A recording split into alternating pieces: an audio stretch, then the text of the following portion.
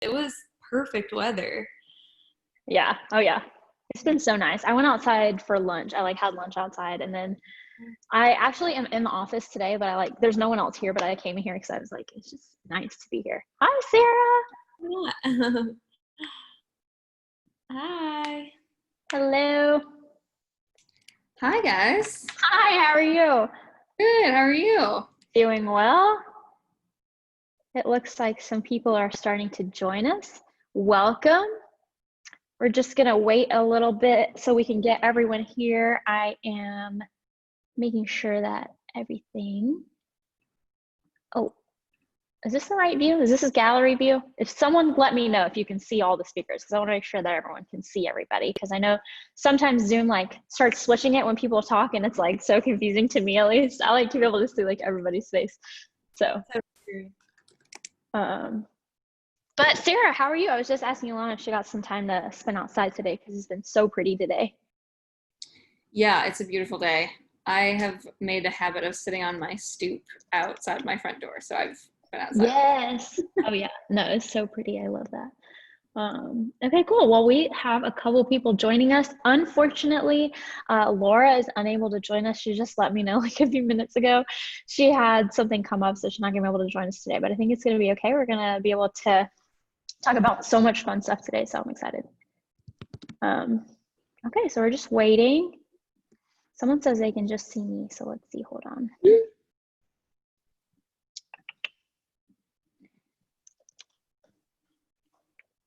you're just now joining us, we got Sarah and Alana here. We're going to be talking about tools today.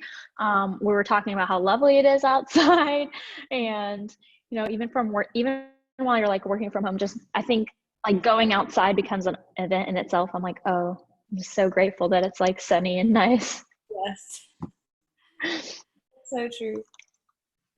So many walks. Yeah. Oh yeah. Do either of you have pets? I don't know. No, I don't either. I do at home. My parents have a pet. We have a little dog. So when I go visit them, I spend time with them outside. But me, myself, I just have a hamster. So I don't ever go outside with the hamster. Yeah. Okay, well, we can go ahead and get started here in a minute. If you're just now joining us, like I said, unfortunately, today Laura won't be able to join us. She just let me know a few minutes if something came up. So we're going to have Alana and Sarah talk to us about tools and, what they use to really get their things done within their companies. We can go ahead and get started. I'd just like to have you each introduce yourselves. So we've got Sarah, who is the marketing manager at Clutch. Sarah, can you tell us a little bit about what Clutch is, what y'all do, and your position there? Yeah. So I'm Sarah. I, like you said, I run marketing at Clutch. We are a game day parking technology company.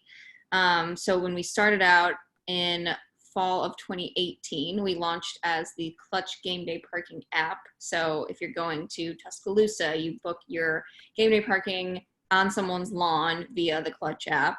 And since then, we've also transitioned into a more business-to-business company. So we're also working directly with the schools to manage their game day parking as well. Okay, nice. That's awesome. And then we've got Alana, who's the social media director at Church of the Highlands. So can you tell us a little bit of the same, what Church of the Highlands does, what y'all do there, and then what your position is specifically, a little bit about yourself. Yeah, so hey everybody, I'm Elena. I am our social media director at Church of the Highlands. So we are a local church and our main central location is in Birmingham, but we have locations across the state, the west side of Georgia. So I oversee obviously everything for our main Church of the Highlands accounts and have a team of 3 people that works with our social media and just takes care of all those sorts of things. And we operate within our creative team within Church of the Highlands. So yeah, obviously our goal is connecting people with Jesus and with our church and with their purpose and next steps in life. Yeah. So that's awesome. How big is your marketing team right now? We have about 30 or 31 people on our creative team as a whole. Okay, wow. Video and design and social. Got you. That's a pretty big team. Yeah. What about you, Sarah? So I am a team of one, and then our entire company is 5 people. Okay. Wow. So that's really like two different levels. That's awesome. So it's Elena, not Alana, correct? Yeah, I know it's so confusing, so no worries. Okay, I know I have that wrong for a second. Do you correct people or No, not? I get that all the time because people think my name is Nisha and it's Nisha. And Oh, so yeah, I was like, I get it, don't worry. All my social handles are Nisha, like Fisha, because I hope that maybe that'll, encourage people to understand how to say it. Um, that's Okay, awesome. well, let's jump into some questions. We have a few prepared, and then I'll open it up to any attendees. If you're here and you're watching, you think of something you want to ask either of our panelists or myself. Just hop in the questions and let us know.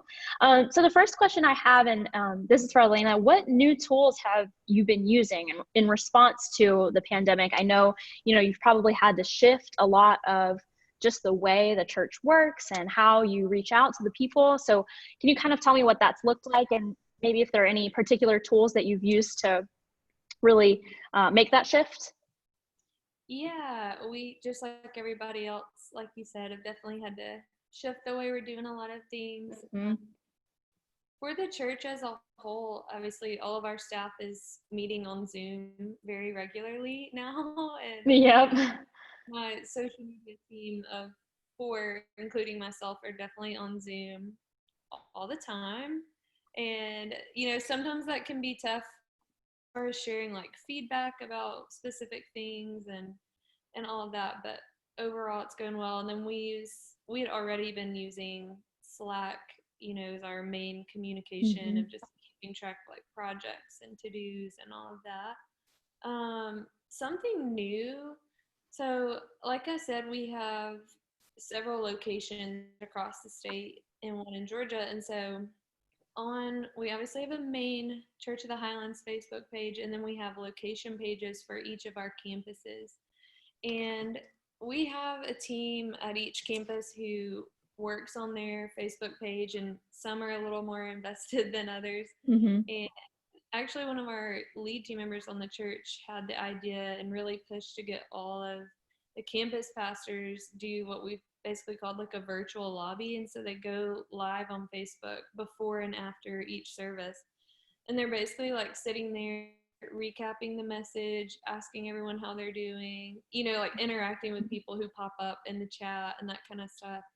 That way it's giving people an opportunity to see faces that they're missing, that they would regularly be seeing once or twice a week.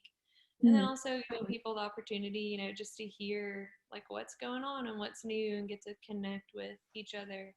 So obviously Facebook Live is not a new tool by any means, but we're using it in a different way. Right. If that makes sense. Like trying to keep things a little bit more candid and try to create that new normal, because the way things would have been, it's like, how can we recreate that in a virtual way? So yeah, I get that, I understand that. We've been doing that socially and as well. Like we used to have every Thursday we would kind of stop work around 4:30 and have a little happy hour, just talk to each other, chat.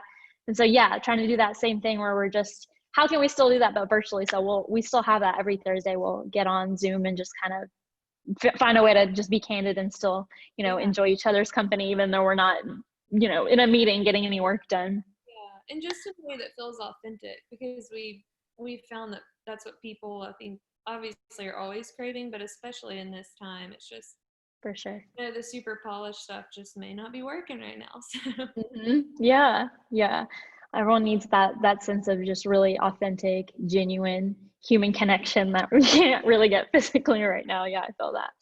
right. What about you, Sarah, at Clutch? What has that looked like? What does that shift look like for y'all? I know, even with sporting events kind of being canceled and things, how does that look, and what kind of tools have you implemented at the company, or even just within marketing, to really make that shift a little bit easier? Mm-hmm. Well, it came at an interesting time for us because we were relaunching our website anyway. Okay. So what I've really been focusing on is so when events are happening, because there's 5 people at the company, we're very overwhelmed. So now that there aren't any events, we're kind of putting our heads down and planning for the future, which is actually kind of a nice opportunity to get to sit down and really think through our content marketing strategy. Yeah. I've been really focusing on deep work and writing blogs in response to, and how is Clutch responding to COVID, basically timely and relevant content that I've actually been able to finally start putting out. So in terms of kind of the office dynamics, we have 2 of our 5 employees are remote to begin with. So the transition was pretty smooth, but we do something similar to what you guys do, Nisha, at Socially In. We have like a weekly Snapchat call where we just get on a Slack video call and we just we don't talk about work at all. We talk about our lives. Yeah. To stay connected to each other. That's awesome. I like that. Okay, well, Elena, do you have, a particular tool that y'all have found, maybe not even just during this time, but just in general, really useful for kind of organizing and scheduling things in, whether it's on social media or just in your marketing plan? What do you kind of use for that? What have you found helpful from, your basic, like, I write a to-do list every Monday to, something you may pay for as a company? Like, what have you found really useful in doing all that organizing and scheduling? Yeah, absolutely. I'll talk about 2 different things, and I definitely am a big Apple Notes person. Okay. Personal to-do list. But as far as our team, we kind of started using Monday.com, which is like a planning tool I'm sure that you guys use or have heard of.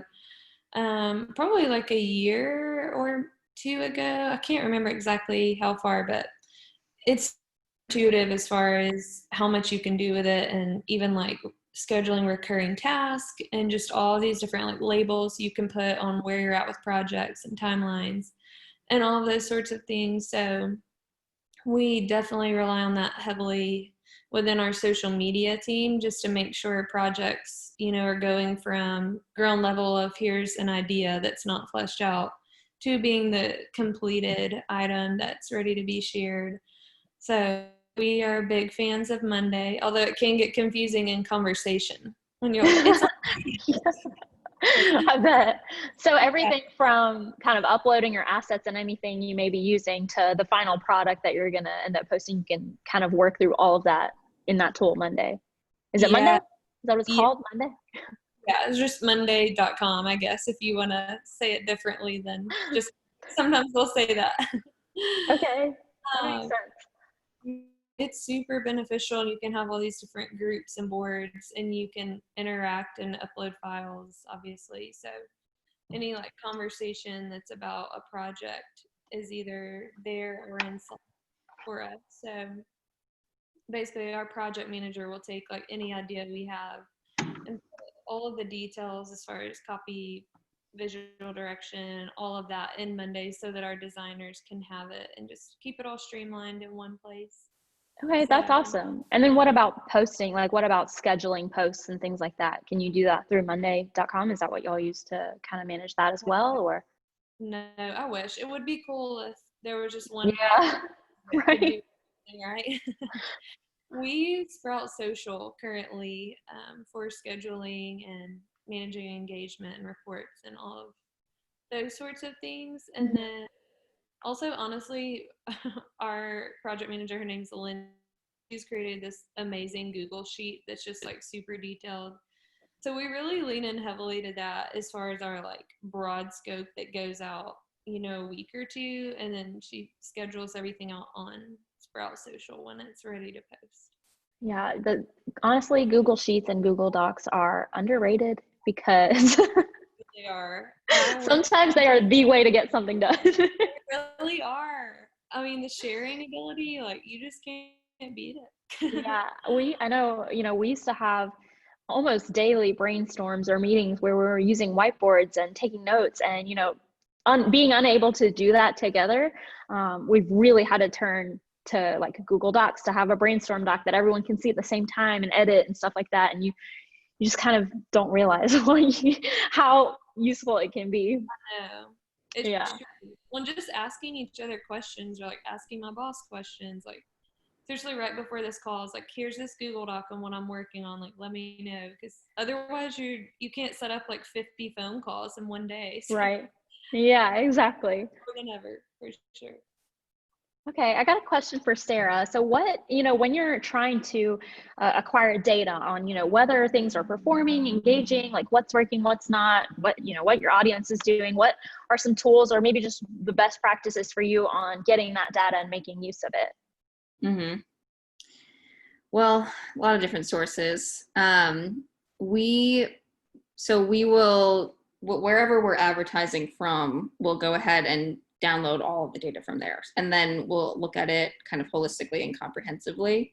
So I would say when it comes to looking at and analyzing the performance of something, I think there's two parts. I think there's getting feedback directly from the user, and then there's getting feedback about the user.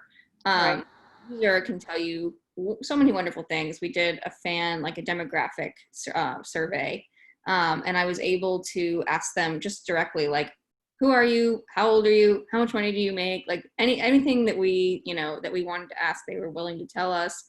And from there, I was able to put together like a really specific customer profile, which was super helpful. And I have such a clear image of who our user is.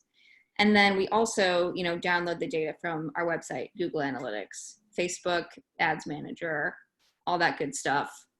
Look at it holistically across, in addition to Google Ads as well, paid search we do a lot of.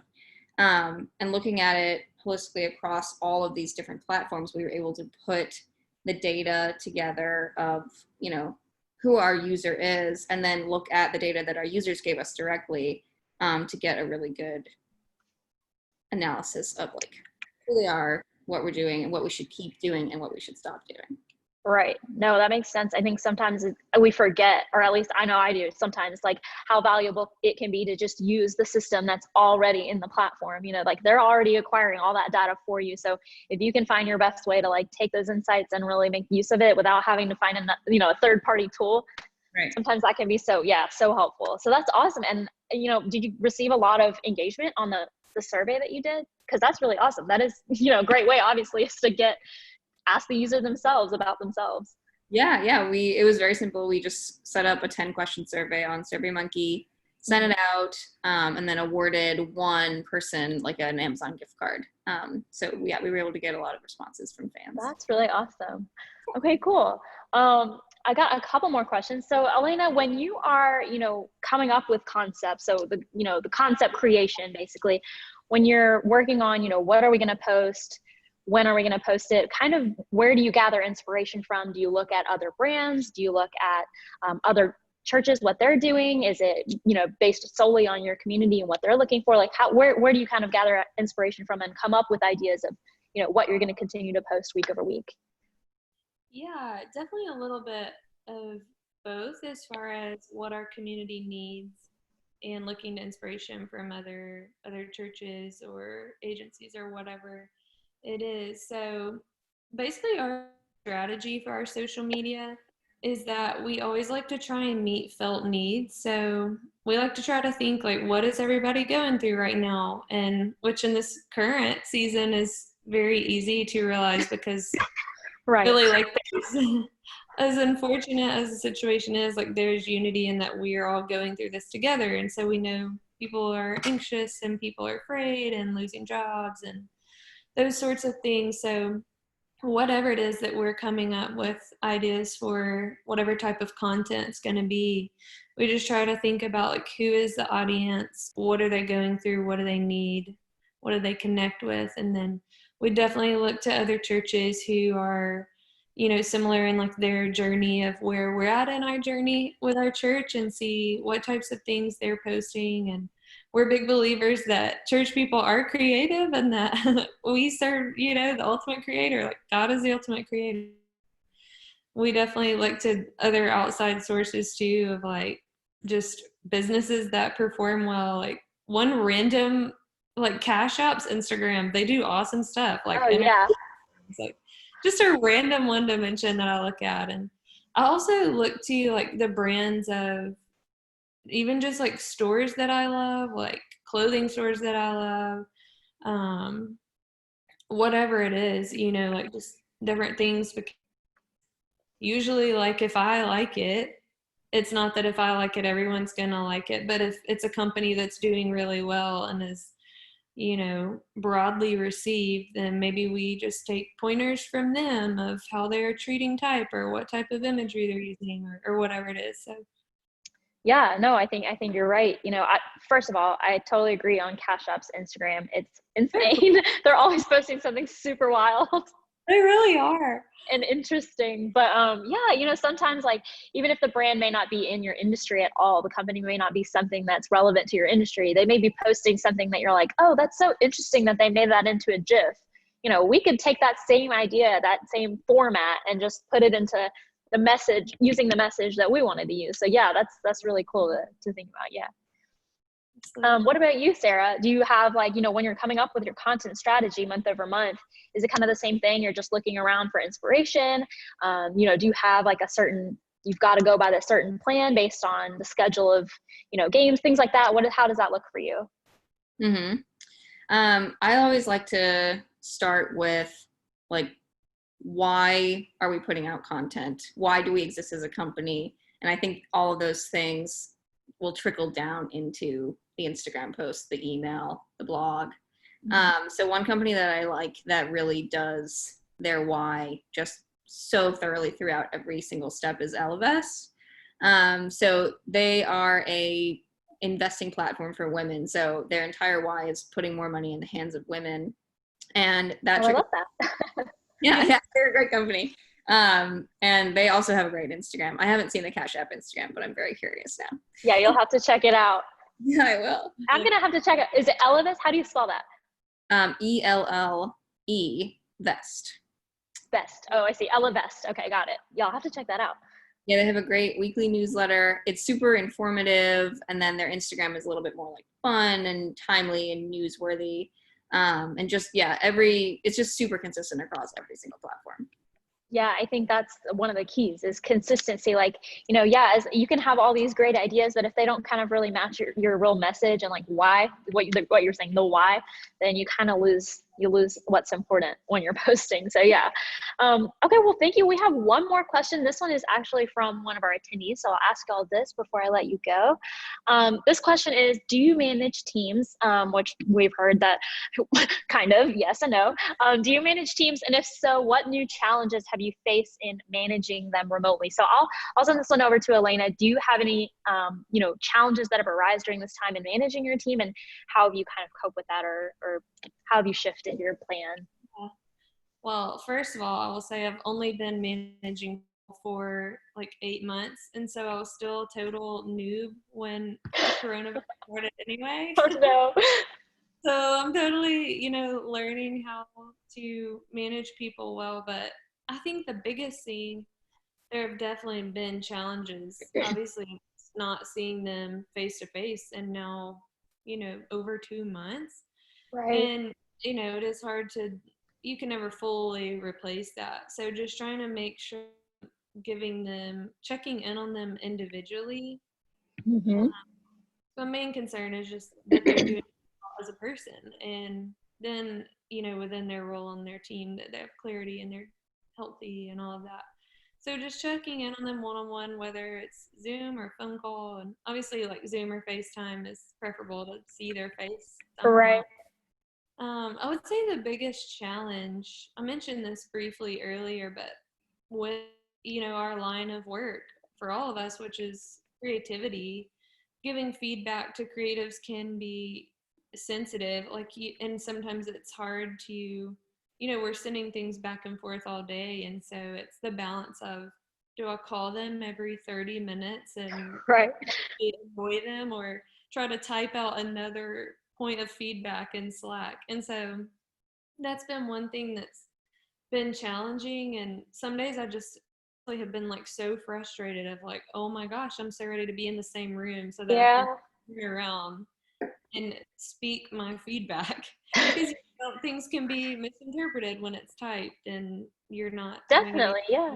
behind it. And so that's probably been the biggest challenge, and I just try to weigh out each situation of like, is this feedback to the extent that it might hurt their feelings if they're not hearing more of an explanation behind it, and just trying to like be sensitive to that person and how they work, and whether it would be best to call or just if I can shoot it in a quick Right. Slack message or what have you. So just trying to like cater to their individual needs, and then also trying to, I loved your idea, Sarah, of you guys have like a specific call, I think you said, where you guys like do not talk about work.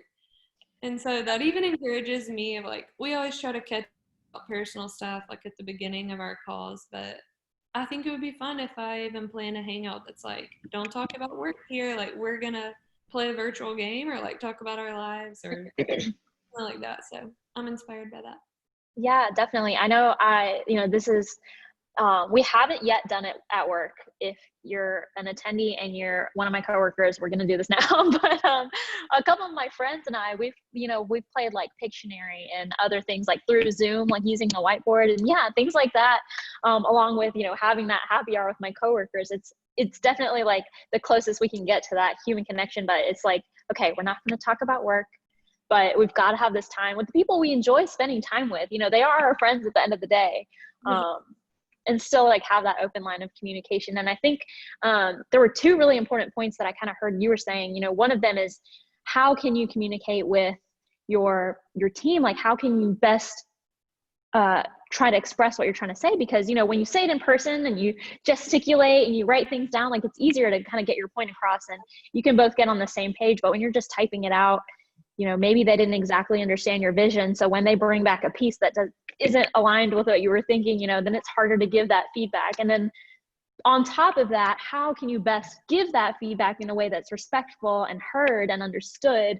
So yeah, I think we're all working through those, and we're lucky to have all these tools like Slack. We use that at work too, Slack, and Sprout Social, which makes our lives easier, Zoom, all these things. So yeah, we're honestly blessed to be in such a technologically advanced time to be able to manage through all of this and still, business running. Yes, it would be so different if that were not the case, man. For sure. Well, thank you all so much for being here. I really appreciate it. I feel like I've learned a lot and had a really good time connecting with some humans that I have never met, but we will spend some together with soon, so don't worry. I appreciate all of y'all for attending and asking questions and joining us. We will have another one of these soon, so stick around, stay tuned. But yeah, y'all have a lovely Wednesday. Again, thank y'all everyone for joining us. Thank you. So fun. Thanks for having us. Yeah, bye. Bye.